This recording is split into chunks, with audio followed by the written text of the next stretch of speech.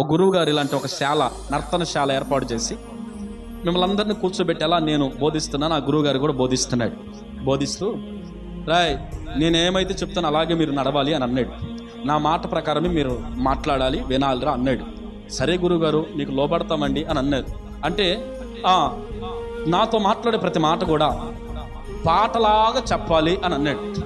రే మన మధ్యలో జరిగే సంభాషణ అయినా పాటలాగానే మనం మాట్లాడుకోవాలని అన్నాడు. సరే గురువు గారు అని అన్నారు. ఒకసారి ఎలాగో చెప్పండి గురువు గారు అంటే, అప్పుడు గురువు గారు చెప్తున్నారు, ఇదిగో శిష్యుడా, ఆ నీళ్ళ కాను దగ్గరకు పోయి ఆ నీళ్ళ కానులో నుండి నీళ్లు తీసుకురారా అని అన్నాడట. సరే గురువు గారు అని అన్నాడు. ఈ విధానంలో కొనసాగాలరా నేను చెప్పినట్టు అని అన్నాడు. సరే మంచిదని అందరూ నర్తనశాలకు వెళ్ళారు. శిక్షణశాలకు వెళ్ళి అక్కడ శిక్షణ పొందుతా ఉంటే గురువు గారి భార్య ఇంటి దగ్గర ఉంది.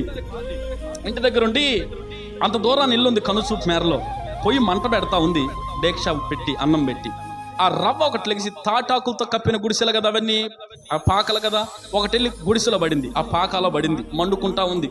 అప్పుడు ఆమనింది, రే ఒరే అబ్బాయి మీ గురువు గారికి అక్కడున్న ఎవరి కుర్ర పిల్లలందరికీ చెప్పి త్వరగా తీసుకురా, ఈ యొక్క గుడిసె కాలిపోతుంది, పాక కాలిపోతుంది, నీళ్ళు కొట్టాలని అనిందంట.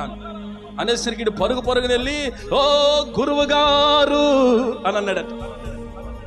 ఓ గురువు గారు అమ్మగారు చెప్పమన్నారు మీతో ఒక మాట అని అన్నాడట. ఆ మాటేమిటో చెప్పు శిష్యుడా అన్నాడట. అమ్మగారు చెప్పమన్న మాట మన పాక తగలబడిపోతుంది అని అన్నాడట. ఆ గోష వెనకాల అమాంతం పెట్టుకో ఒక్క తన్నుదని ఇప్పుడంటారా చెప్పే సోది మొహమ్మడు ఇంత నిదానంగా చెబితే ఇదంటారా పాటలాగా చెప్పి, నువ్వేగా చెప్పమంది పాటలాగా.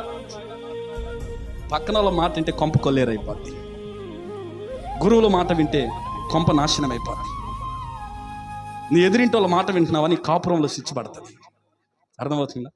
కాబట్టి ప్రియమైన దేవుని బిడ్డలారా, వాళ్ళ మాట వీళ్ళ మాట కాదు, యేసయ్య మాట విను, యేసయ్యకు లోబడు.